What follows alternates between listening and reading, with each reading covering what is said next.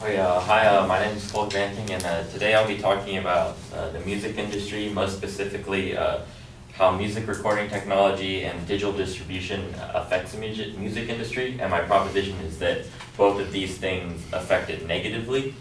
And my three supporting claims are that digital recording technology rids the need for recording studios and makes jobs like audio engineer obsolete.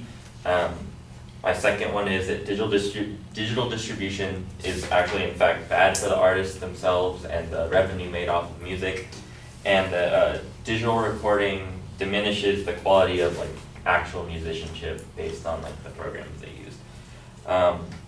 So first off, I want to start by talking about how digital recording technology rids the need for recording studios and like audio engineers. So basically, is from an article from the LA Times about this audio engineer. And if you don't know what an audio engineer is the person who is responsible for the mixing, mastering, and basically putting together a song. And he's talking about how basically his career has been completely changed negatively because of all of the new technology. Because the new technology basically gets rid of the need for the large studios because people can do all of these recording things on their laptops or their computers at their home studios. And he was basically a recording engineer who made very good money working in commercial studios, responsible for television, music, movies, all that sort of thing. And his career had to shift it over from him being able to work in these studios, for him having to go around and go to home studios and work on music there. And he was quoted saying that, "When I walk into a home studio to work, I never really know what I'm walking into. It's sort of a crapshoot. The consistency in terms of quality of equipment or tuning or acoustics that the old commercial studios offered just aren't there in home studios." And basically what this means is that the quality of the music that is coming out of these home studios is significantly worse than if you were to say go to a larger studio. And now the next thing that I want to talk about is digital distribution, basically like iTunes or Spotify, like streaming services, or Apple Music, things like that. Now a lot of people think that these are mainly responsible for the downfall of like revenue coming out of the music industry. This is a quote from Adrian Covert, who was a analyst for CNN, and he said that in reference to like iTunes, that changed the music industry forever. When music sales reached their peak in 2000, Americans bought 943 million CD albums, and digital sales weren't even a blip on the radar. By 2007, however, those inexpensive digital singles overtook CDs by a wide margin, generating 819 million sales to just 500 million for the CD. And basically what he's saying is that digital singles, which are basically what are popular off of iTunes, make it so people are spending less money on actual albums and more money on singles. And that, for record labels and artists, is bringing in much less revenue, so they're forced to focus their most of their like income making skills on like merchandising or shows, because if you're just buying a single song as opposed to a whole album, you're not able to get they're not able to make as much money. And some more examples from streaming services such as Spotify or Pandora is that this is actually a quote from Rosanne Cash, who's a musician and is Johnny Cash's daughter, who was a big musical artist in the 1950s and 60s. And she said that it's changed how we artists and musicians make a living, and in 1999, the music industry was a $14 billion industry. Today it's half that, it's valued at half of that. And she also said that, okay, for an 18-month period, I had 600,000 streams, and she was only paid $104.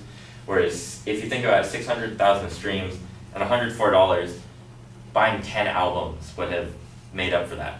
The $104 for 600,000 people listening to the song over and over again. And another example of how this has harmed people is, I don't know if you know this song that was called Wake Me Up, I believe it was popular a couple of years ago. And that song was the most streamed song on Pandora, and it got millions and millions and millions of plays. But Aloe Black, who is one of the songwriters of the song, was only paid $4,000 from it for one of the largest songs on that streaming service. And then lastly, I want to talk about how musicianship is degraded because of the tools that they have in like home studios and these programs that they have. Because this is a quote from Scott Orenberg, who is he used to work for music studios too before they all started closing down. And he said, since it's cheaper to use pitch and tempo correction than find a singer who can sing or a drummer who can drum, the shoddiest musicians can go into the recording studio and spit out a perfectly adjusted loop. And basically what he's saying here is, like we had in the 1970s, 1980s, all honestly up until maybe 10, 15 years ago, we had to have musicians who are capable of playing all their instruments and playing all their parts continuously and all in one take, whereas now you can just record a simple loop of it, keep it going and like drag it over in a computer program and correct pitch, like auto-tune, things like that, and correct the BPM of a song if something is offbeat. And yeah, these are the reasons why I think that digital distribution and digital recording are in fact harming the music industry. Thank you.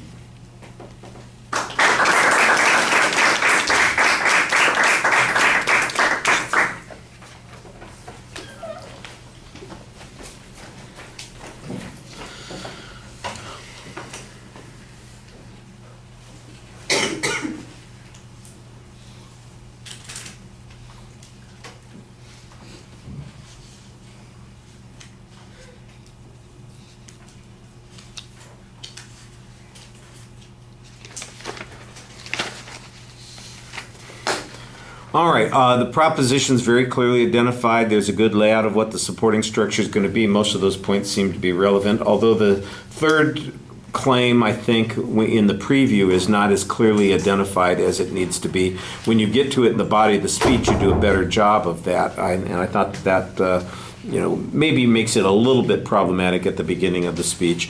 Your signposting on the first point was pretty good, but you only have one piece of information that you're using on that. It's a piece of testimony from a sound engineer, and that's not a bad piece of information. I think it's a good quote that you've got there, but it's an awfully big generalization to be making based on that single incident and that person's one set of experiences. And even though they have a whole variety of possibilities that they could be walking into, there's not much explanation or proof that that variety of possibilities has had an impact either on the quality of his work or the music that's been produced. So I think you need to have a follow-up piece of information on that.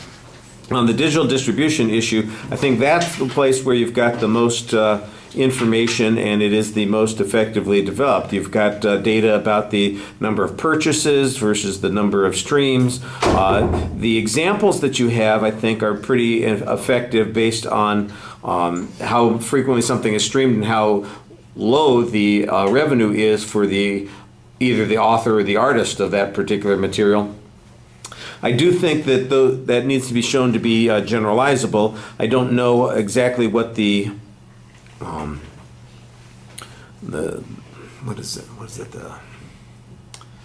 hate when I can't find a word that it's right there.